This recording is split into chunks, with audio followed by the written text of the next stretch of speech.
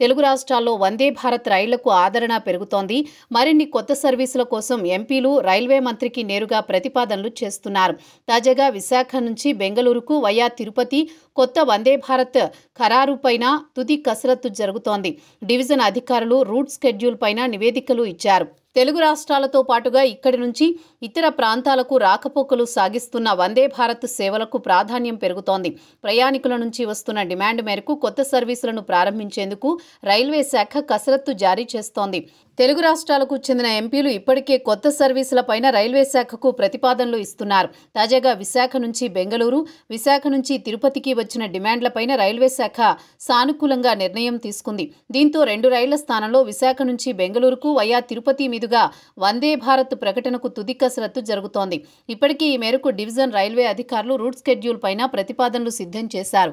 ప్రస్తుతం విశాఖ నుంచి సికింద్రాబాద్, తిరుపతి, సికింద్రాబాద్ వందే భారత్ రైళ్లకు పెరుగుతున్న డిమాండ్తో కోచ్ల సంఖ్య పెంచారు.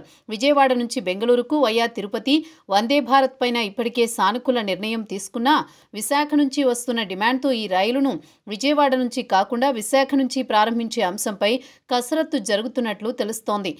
కొత్త వందే భారత్ అందుబాటులోకి వస్తే ఉత్తరాంధ్ర నుంచి తిరుమల యాత్రికులకు, అలాగే బెంగళూరు వంటి ప్రముఖ నగరాలకు ప్రయాణించే వారికి మెరుగైన సౌకర్యం కలుగుతుంది.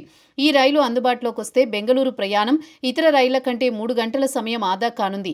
ఈ వందే భారత్ ట్రైన్ బెంగళూరు వెళ్లే వారితో పాటు తిరుపతి వెళ్లే భక్తులకు ఉపయోగపడనుంది.